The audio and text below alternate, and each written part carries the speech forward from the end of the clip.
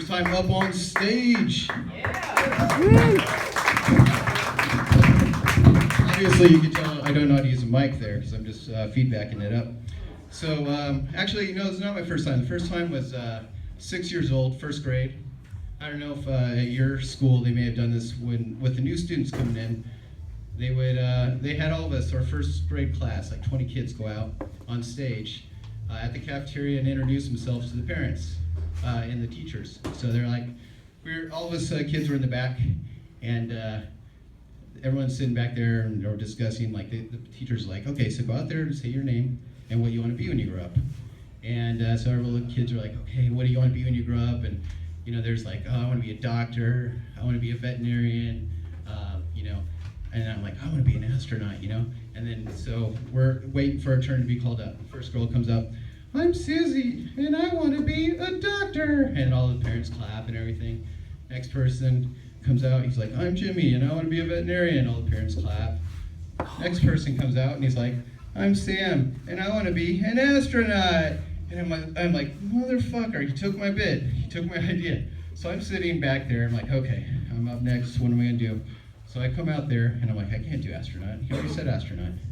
So, hello parents, I'm Dave Giffin, and when I grow up, I want to be a dog catcher. And the audience just erupted. Pretty much the opposite of this, but I think I was getting a little more sympathy for what, being a little tight. So this is 30 years later. I was 6 then, 36 now. It took me a long time to do something, so I finally did it though. Better late than never. Growing up in Phoenix, you play baseball. Anyone play baseball here growing up? Sure. Yeah. Right? Yeah. Fun, little league, you get out there. So when I was a little league guy, you grow up, you want to be like your idols. You get the big league chew. That's a good one, right? Anyone tried the jerky snuff? It's like fake snuff, but you actually shredded jerky, right? You put it in your lip. That's great. The problem with that is you just end up pouring that whole thing in your mouth and just chewing it, and you're out like $2.50 in a second. It's like one of the biggest, greatest scams, but it tastes so good. Along with that, they have sunflower seeds. That's always like been, a sunflower seed is a sunflower seed. It's not mimicking tobacco, right? But so they got the plain salt. That's good.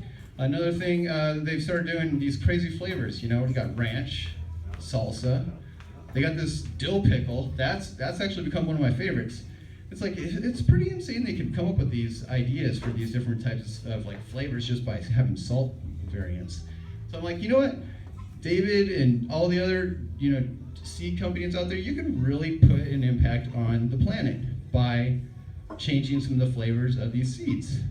There's people out there poaching, killing freaking lions, elephants. There's cannibals out there that like to eat humans.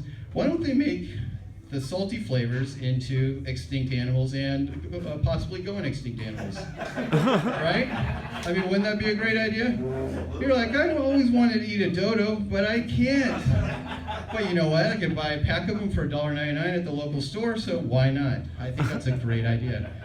I love me seeds. I mean, I would eat them till my cheek would be raw. I'd be at my office. I had a desk job. I don't know if anyone has desk jobs. Those are great.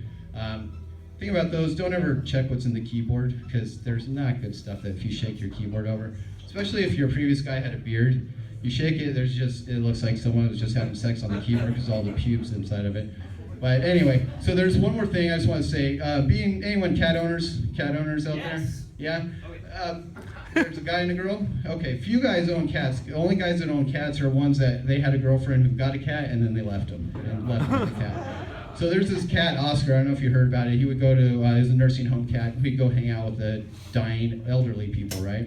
So he would sense that these people are dying, and he would go spend the night with them, and then within about 2 hours they'd be dead. So I'm like, well, that's actually pretty cool.